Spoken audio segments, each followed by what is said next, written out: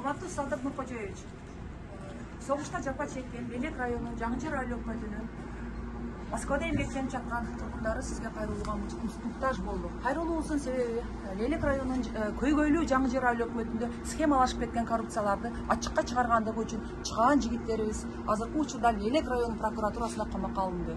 Алар Жаңжыр айыл өкмөтүнүн мурунку айыл өкмөт башчылары Эгембердиев Саатбек, Жалилов Бекжан жана жоопуркачы Акжол Абдуллаев.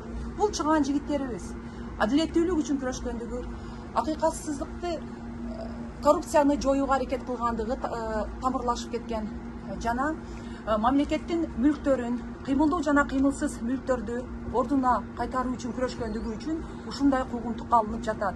Бул жерде Жаңжыр айыл өкмөтүнүн мурунку башчысы Бостонов Турабай, тагыраак айтканда Белек районунун олигархы Бостонов Турабай ар тараптуу жактан бул чыгаан жигиттерибизди кысымга алып жатат. Эмне үчүн Жаңжыр айыл өкмөтү үчүн чын көңүлдөн ак ниеттен иштеген биздин айыл өкмөт башчыларыбыз камалышы керек. Канчалаган ирригацион системаларды, ички арыктарды оңдоп бетондоп берди. Жаңы конуштарга сууларды жеткирди. Канчалаган 20 насос объекттерди куруп берди элдин келечеги үчүн. Эмне үчүн булар камалышы керек дагы? Коррупционерлер бошондукта жүрөт. Ел ичинен чыккан душмандар турса, бизге сырттан келген душмандын да кереги жок. Жалилов Бекжан Жаңжыр айыл өкмөтүнүн коррупциянын системасын баарын ачыкка чыгарды. Бостонов Турабайдын коррупциянын системаларын ачыкка чыгарды. Ошон үчүн аларды камакка алып койду.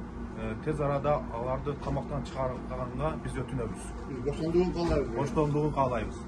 Урматтуу Садыр Нуркожоевич, Россия жергесинде видео аркылуу кайрылуубуздун себеби ушул Белек районунун Жаңжыр айыл өкмөтүнүн чыгаан жигиттери Эгембердиев Саатбек, Жалилов Бекжан, Абдуллаев Акжол.